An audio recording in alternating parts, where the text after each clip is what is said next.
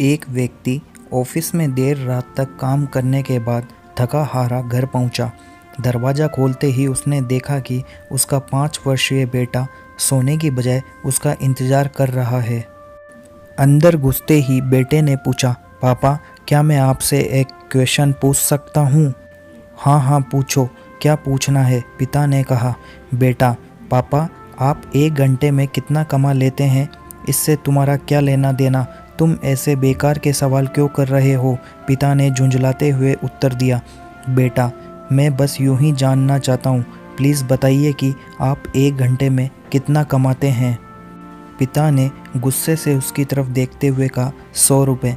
अच्छा, बेटे ने मासूमियत से सर झुकाते हुए कहा, पापा क्या आप मुझे 50 रुपये उधार दे सकते हैं? इतना सुनते ही वह व्यक्ति आग बबूला हो उठा। तो तुम इसलिए ये फालतू का सवाल कर रहे थे ताकि मुझसे पैसे लेकर तुम कोई बेकार का खिलौना या उटपटांग चीज़ खरीद सको। चुपचाप अपने कमरे में जाओ और सो जाओ। सोचो तुम कितने सेल्फिश हो। मैं दिन रात मेहनत करके पैसे कमाता हूँ और तुम उसे बेकार की चीज़ों में बर्बाद करना चाहते हो। यह सुनकर बेटे की आंखों में आंसू आ गए और वह अपने कमरे में चला गया। व्यक्ति अभी भी गुस्से में था और सोच रहा था कि आखिर उसके बेटे की ऐसा करने की हिम्मत कैसे हुई। पर 1 आध घंटा बीतने के बाद वह थोड़ा शांत हुआ और सोचने लगा कि हो सकता है कि उसके बेटे ने सच में किसी ज़रूरी काम के लिए पैसे मांगे हों, क्योंकि आज से पहले उसने कभी इस तरह से पैसे नहीं मांगे थे। फिर वह उठकर बेटे के कमरे में गया और बोला, क्या तुम सो रहे हो? नहीं, जवाब आया। मैं सोच रहा था कि शायद मैंने बेकार में ही तुम्हें डांट दिया। दरअसल दिन भर के काम से मैं बहुत थक गया था। व्यक्ति ने कहा, आई एम सॉरी, ये लो अपने 50 रुपये। ऐसा कहते हुए उसने अपने बेटे के हाथ में 50 की नोट रख दी।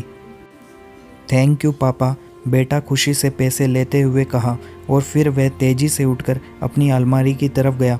वहाँ से उसने ढेर सारे सिक्के निकाले और धीरे धीरे उन्हें गिनने लगा। यह देख व्यक्ति फिर से क्रोधित होने लगा। जब तुम्हारे पास पहले से ही पैसे थे तो तुमने मुझसे और पैसे क्यों मांगे? क्योंकि मेरे पास पैसे कम थे पर अब पूरे हैं, बेटे ने कहा। पापा, अब मेरे पास 100 रुपये हैं। क्या मैं आपका 1 घंटा खरीद सकता हूँ? प्लीज़ आप ये पैसे ले लीजिए और कल घर जल्दी आ जाइए। मैं आपके साथ बैठकर खाना खाना चाहता हूँ। दोस्तों, इस तेज़ रफ्तार जीवन में हम कई बार खुद को इतना व्यस्त कर लेते हैं कि उन लोगों के लिए ही समय नहीं निकाल पाते जो हमारे जीवन में सबसे ज़्यादा महत्व रखते हैं।